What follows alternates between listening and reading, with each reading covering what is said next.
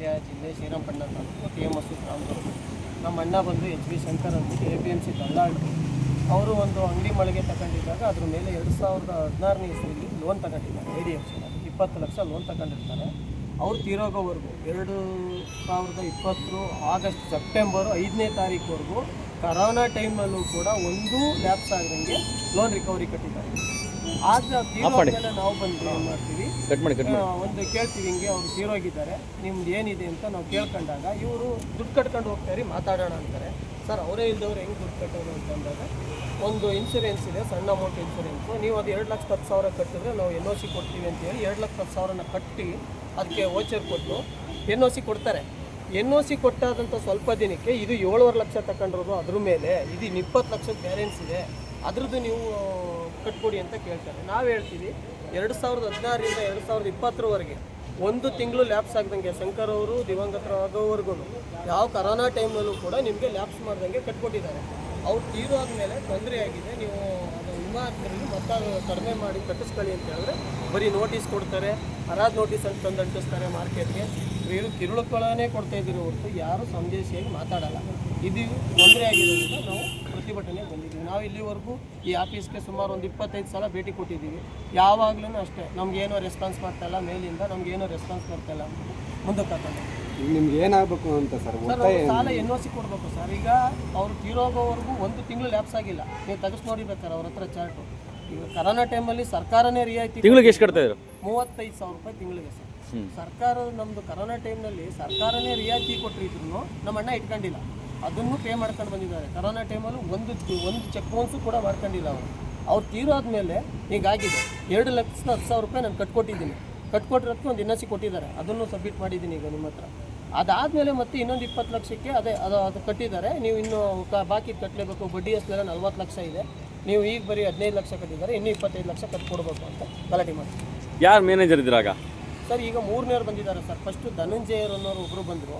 ಅವ್ರು ಹಿಂಗೆ ಗಲಾಟೆ ಮಾಡ್ಕೊಂಡು ಮಾರ್ಕೆಟ್ ಹತ್ರ ಬಂದರು. ತಿರ್ಗಾ ಇದು ಹೋಮ್ ಲೋನ್ ಅಂತ ಮಾಡ್ಬಿಟ್ಟಿದ್ದಾರೆ, ಇದು ಹೋಮ್ ಅಲ್ಲ ಅಂತ ಹೇಳಿ ವಾಪಸ್ ಬರ್ತಾರೆ. ಮಾಡಿದ್ರೆ ಯಾರು ಸರ್ ಹೋಮ್ ಲೋನ್ ಅಂತ? ಸರ್ ಗೊತ್ತಿಲ್ಲ ಸರ್, ಅವ್ರು ಯಾರು ಅಂತ ಗೊತ್ತಿಲ್ಲ. ಅವ್ರು ಯಾರು ಅಂತ ಗೊತ್ತಿಲ್ಲ. ಸೆಕೆಂಡ್ ಒನ್ ವಿಜಯ್ ತಂದ್ಬಿಟ್ಟು ಬರ್ತಾರೆ. ಅವರೆಲ್ಲ ಬಂದು ಪಾಪ ಮಾತಾಡಿ, ಇದು ತುಂಬ ತೊಂದರೆ ಆಗಿದೆ, ನಾನು ಆಫೀಸರ್ ಹತ್ರ ಮಾತಾಡ್ತೀನಿ, ನಿಮ್ಗೆ ಏನಾಗುತ್ತೆ ನ್ಯಾಯ ಕೊಡಿಸ್ಕೊಡ್ತೀನಿ ಅಂತ ಹೋಗ್ತಾರೆ. ಅವ್ರು ಟ್ರಾನ್ಸ್ಫರ್ ಆಗ್ತಾರೆ. ಇದೆಲ್ಲ ಎಷ್ಟು ದಿನ ಹೆಸರಾಗಿ ಸರ್? ಇದು 2021ನೇ ಇಸ್ವಿಯಿಂದನೂ ನಡೀತಾ ಇದೆ. ಈಗ 2025ನೇ ಇಸ್ವಿಲಿ ಏಕಾಏಕಿ ಬಂದು ಇವರು ಹರಾಜು ನೋಟಿಸ್ ಅಂಟಿಸ್ತಾರೆ. 2021ರಲ್ಲಿ ನಮಗೆ ನೋಟಿಸ್ಗಳು ನಿಂತುತ್ತವೆ. 2025ರಲ್ಲಿ ಬಂದು ಏಕಾಏಕಿ ಧನಂಜಯ ಇದು ಯಾರೋ ಹೆಸರು ಬಂದು ಯಾರೋ ಒಬ್ರು ಒಟ್ನಲ್ಲಿ ಮ್ಯಾನೇಜರ್ ಬಂದಿದ್ರಾ? ಅದು ಸ್ಟಾಫಾ? ಇಲ್ಲ, ಮ್ಯಾನೇಜರ್ ಇಬ್ರು ಬಂದಿದ್ರು. ಅವ್ರು ಬಂದು ಫೋಟೋ ಇದೆ, ನೋಟಿಸ್ ಅದು ನಮ್ಮ ಅಂಗಡಿಗೆ ನೋಟಿಸ್ ನಿಮ್ಗೆ ನ್ಯಾಯ ಸಿಗ್ಲಿಲ್ಲ ಅಂದ್ರೆ ಮುಂದೆ ಹೋರಾಟ ಮಾಡ್ಬೇಕಾಗುತ್ತೆ ಸರ್. ನಾವೇ ಅವ್ರ ಆಫೀಸಿಗೆ ಬಂದು ಕೇಳ್ಕೊಂಡ್ರು ಬೆಲೆ ಕೊಡ್ತಾ ಇಲ್ಲ, ಮಾನವೀಯತೆ ದೃಷ್ಟಿ ಇಲ್ಲ ಅಂದಾಗ ಮುಂದೆ ನಾವು ಏನು ಮಾಡಬೇಕು ಮಾಡಲೇಬೇಕಾಗುತ್ತೆ.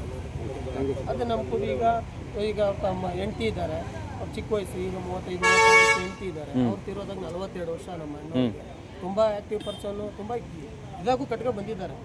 ಅವ್ರೇನಾದ್ರು ಮನ್ಸು ಕೆಡಿಸ್ಕೊಂಡು ಹೆಚ್ಚು ಕಮ್ಮಿ ಆದರೆ ಇವರೇ ನೇರ ಹೊಣೆ ಸರ್. ಎಷ್ಟು ಹೇಳ್ಬೋದು, ಅವರು ನಮಗೆ ಕ್ಲಿಯರ್ ಮಾಡಿಸ್ಕೊಟ್ಬಿಡಿ, ಚಿಕ್ಕ ಮಕ್ಕಳಿದ್ದಾರೆ, ನಾನೇನೋ ಮಾಡ್ಕೊಂಡು ಹೋಗ್ತೀನಿ ಅಂತ ಅವ್ರು ಹೇಳ್ತಿದ್ದಾರೆ. ಈಗ ಬಂದು ಅಂಟಿಸಿ ಹೋಗಿರೋದು ಅಂಗಡಿ 2025ರಲ್ಲಿ ಬಂದು ಅಂಟಿಸ್ತಾರೆ ಏಕಾಏಕಿ. ಯಾವುದೇ 21ರಿಂದ ಯಾವುದೇ ನೋಟಿಸ್ ಬಂದಿಲ್ಲ. 25ಕ್ಕೆ ಅಂಗಡಿಗೆ ಬಂದು ಈ ನೋಟಿಸ್ ಅಂಟಿಸ್ತಾರೆ. ನಾವು ನಿಮ್ಮನ್ನು ತಗೊಂಡು ಹರಾಜು ಹಾಕ್ತೀವಿ. ನಾನು ಅವಾಗ ಹೇಳ್ತೀನಿ, ಸತ್ತೋರ ಹೆಸರಿನಲ್ಲಿ ನೀವು ನೋಟಿಸ್ ಕೊಡ್ತಾ ಇದ್ದೀರಲ್ಲ, 5 ವರ್ಷ ಆಗಿದೆ. ಅವರು ಸತ್ತೋರ ಹೆಸರು ಇದು ಅಫೆನ್ಸ್ ಅಲ್ವಾ ಅಂತ ಕೇಳಿದಾಗ ಹೌದು, ನಮ್ಮ ಆಫೀಸಿಂದ ಸ್ವಲ್ಪ ತಪ್ಪಾಗಿದೆ, ನಾವು ಕೋಆಪರೇಟಿವ್ ಮೇಲೆ ಇನ್ಮೇಲೆ ಮಾಡ್ಕೊಂಬರ್ತೀವಿ ಅಂತ ಹೋಗಿದ್ದಾರೆ ಸರ್. ಅಲ್ಲಿಂದ ಈಚೆಗೆ ನಾನೇ ಬಂದರೂ ಏನೋ ರೆಸ್ಪಾನ್ಸ್ ಮಾಡ್ತಾರೆ. ಆಫೀಸಿಗೆ ಕಳಿಸಿದ್ದೀನಿ, ಏನೂ ರಿಪ್ಲೈ ಇಲ್ಲ ಅಂತ ಹೇಳ್ತಾರೆ. ಅಲ್ಲ ರೀ, ಇಷ್ಟೆಲ್ಲ ಆಗ್ತಾ ಇದೆ, ಜಿಲ್ಲಾಡಳಿತ ಏನು ರೀ ಮಾಡ್ತಾ ಇದೆ? ಹಾಂ, ಏನು ಮಾಡ್ತಾ ಇದ್ದಾರೆ ಅಧಿಕಾರಿಗಳು, ಸಂಬಂಧಪಟ್ಟಂಥವ್ರು? ಜಿಲ್ಲಾಡಳಿತ ಏನು ಮಾಡ್ತಾ ಇದೆ?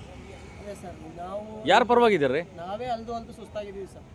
ಇವ್ರಿಗೆಲ್ಲ ಪರ್ಮಿಷನ್ ಕೊಟ್ಟರು ಯಾರು ರೀ? ಯಾವ ಕಾಳ ದಣಿಗಳ ಇನ್ವೆಸ್ಟ್ಮೆಂಟ್ ವೈಟ್ ಮನಿ ಮಾಡಿಕೊಟ್ಟವ್ರು ಇವರೆಲ್ಲ? ನಾವು ಫಸ್ಟ್ ಟೈಮ್ ಇರೋದು 6 ತಿಂಗಳಿಂದನೂ ಅಲಿತಾನೆ ಇದ್ದೀವಿ ಸರ್. ಏನಾದ್ರು ಒಂದು ಮಾಡಿಕೊಡಿ, ಅವ್ರದ್ದು ದಾಖಲೆ ಪತ್ರ ಕೊಡಿ ಒರಿಜಿನಲ್ಲು ಅಂತೆಲ್ಲ ಅಲಿದೆ. ಒಂದು ವಿಚಾರ, ಫಸ್ಟು ವಾಣಿಜ್ಯ ಲೋನ್ ಕೊಡಬೇಕಾದ್ರೆ ಫಸ್ಟ್ ಅವ್ರಿಗೆ ಇನ್ಸೂರೆನ್ಸ್ ಮಾಡಿಸ್ತಾರೆ, ಆಯಿತಾ?